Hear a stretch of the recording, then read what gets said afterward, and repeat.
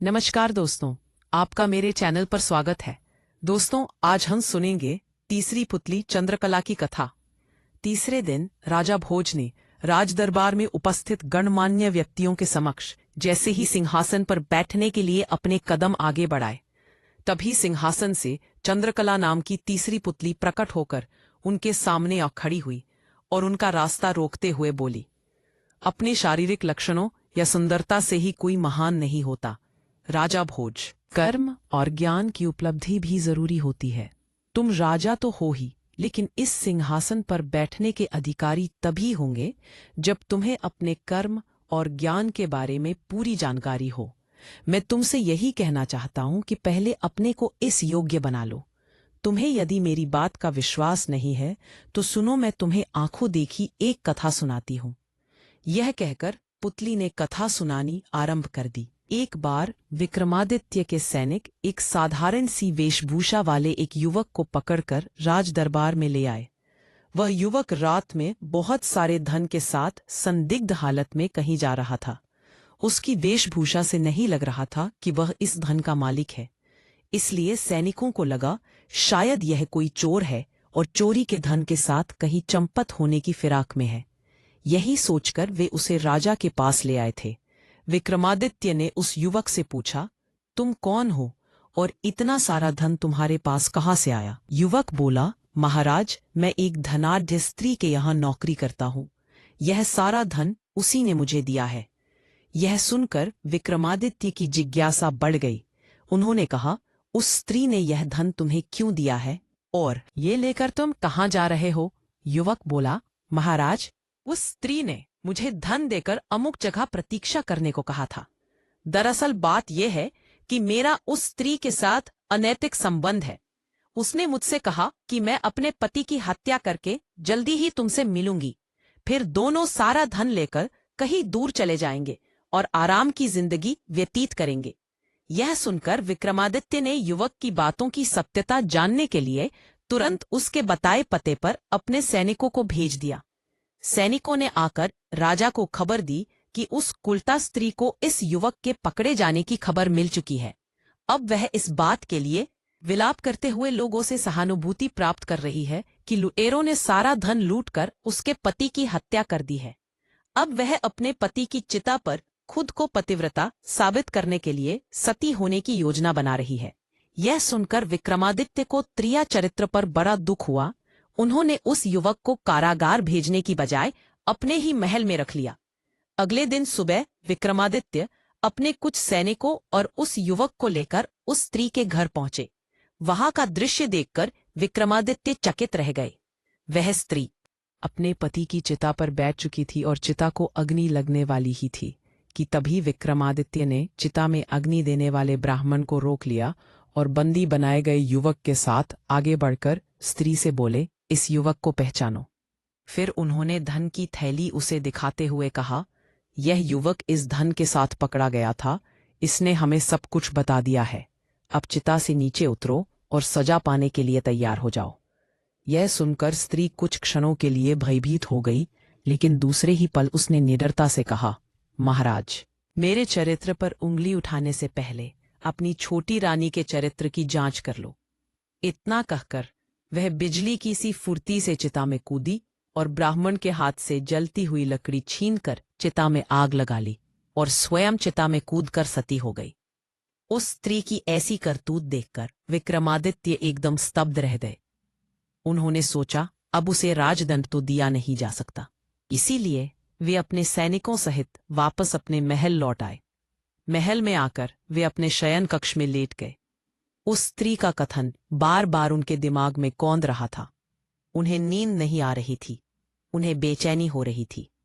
उन्होंने रानी पर निगाह रखनी आरंभ कर दी। उन्होंने उसी रात देखा कि आधी रात के बाद उन्हें सोता हुआ समझकर छोटी रानी उठी और महल के चोर दरवाजे से बाहर जाने लगी। विक्रमादित्य भी दबे पांवों उसका पीछा करने लगे। कुछ दूर चलकर रानी एक योगी के पास जाकर रुक गई जो धूनी रमाए बैठा था। रानी को देखते ही योगी उठकर कुटिया के अंदर चला गया। रानी भी पीछे पीछे उसकी कुटिया में चली गई। इस घटना से उनके मन को बेहद धक्का लगा। उनकी मानसिक शांति जा चुकी थी। वे हर समय बेचैन व खिन्न रहने लगे। सांसारिक सुखों से उनका मन उचाट हो गया तथा मन में वैराग्य की भावना ने जन्म ले लिया। उन्होंने मन ही मन सोचा कि उनके धर्म कर्म में कोई कमी रह गई है, जिस कारण उनको अपनी छोटी रानी के छल और विश्वासघात को अपनी आंखों से देखना पड़ा। उन्होंने राजपाट का भार अपने मंत्रियों को सौंप दिया और समुद्र तट पर तपस्या करने चल पड़े। समुद्र तट पर पहुंचकर उन्होंने विनती के स्वर में कहा, हे समुद्र देवता, मैं आपके तट पर कुटिया बनाकर तपस्या करना चाहता हूँ। आप मुझे आशीर्वाद दें कि मेरी तपस्या में किसी भी प्रकार का कोई विघ्न उत्पन्न न हो। विक्रमादित्य के विनती भरे शब्द सुनकर समुद्र देवता बहुत प्रसन्न हुए। उन्होंने विक्रमादित्य को एक शंख देते हुए कहा, विक्रमादित्य, मेरा आशीर्वाद तुम्हारे साथ है। मैं तुम्हें यह शंख दे रहा हूं। जब भी तुम पर कोई विपत्ति आएगी, इस शंख की ध्वनि से दूर हो जाएगी। समुद्र देवता से उपहार लेकर विक्रमादित्य ने वहीं समुद्र के किनारे एक कुटिया बनाई और वहां बैठकर साधना लगे। साधना करते करते समय बीत गया। उनकी साधना इतनी कठिन थी कि देवलोक में हड़कंप मच गया। देवराज इंद्र ने महसूस किया कि यदि विक्रमादित्य इसी प्रकार साधना में लीन रहे तो वे उनके सिंहासन पर अधिकार कर लेंगे। यह सोचकर देवराज इंद्र ने अपने सेवकों को बुलाकर आदेश दिया, जाओ और विक्रमादित्य के साधना स्थल पर इतनी वर्षा करो कि वह स्थान पूरी तरह जलमग्न हो जाए। आदेश पाते इंद्र के सेवक मेघों ने विक्रमादित्य के साधना स्थल पर इतने जोरों की वर्षा की कि हर ओर जल ही जल नजर आने लगा। लेकिन विक्रमादित्य की कुटिया के आसपास बिल्कुल सूखा था, क्योंकि समुद्र देवता उन्हें निर्विघ्न साधना करने का वचन दे चुके थे। उनके पास का संपूर्ण जल वे अपने आप में समाते चले गए। यह अद्भुत दृश्य देखकर इंद्र की चिंता और बढ़ गई। उन्होंने अपने सेवकों को बुलाकर आंधी तूफान का सहारा लेने का आदेश दिया। आदेश पाते ही सेवकों ने विक्रमादित्य की कुटिया पर भयंकर आंधी तूफान से आक्रमण कर दिया।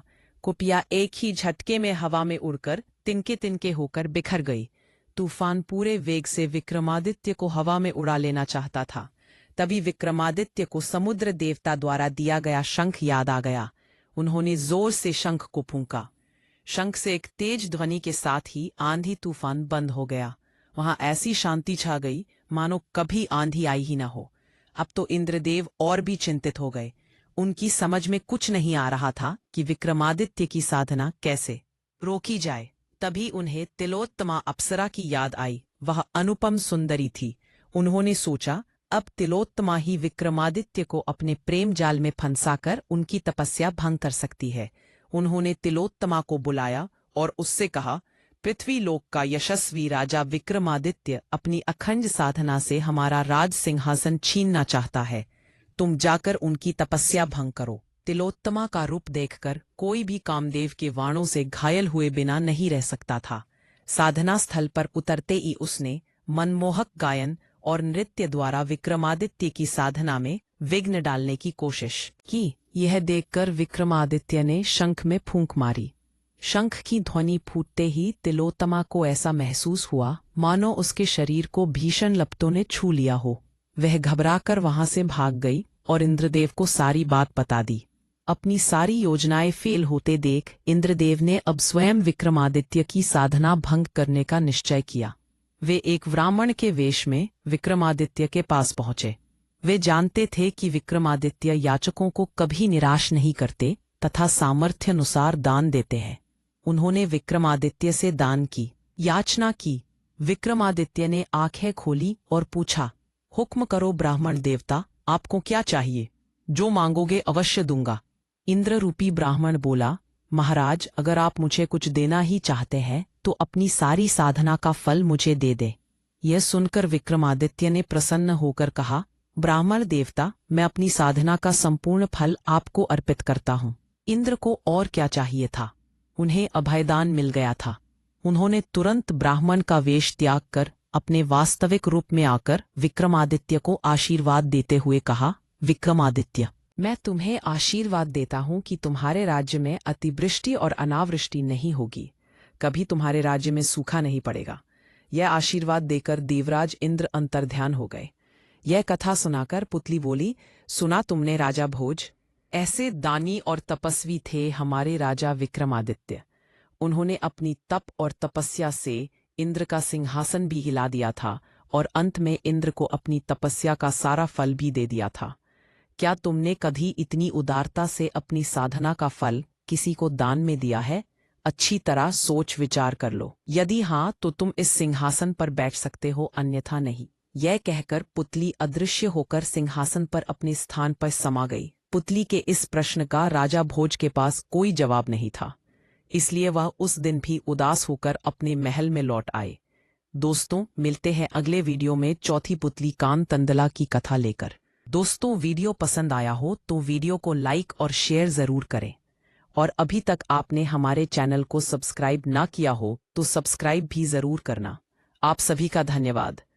विमो वरे मेहरो।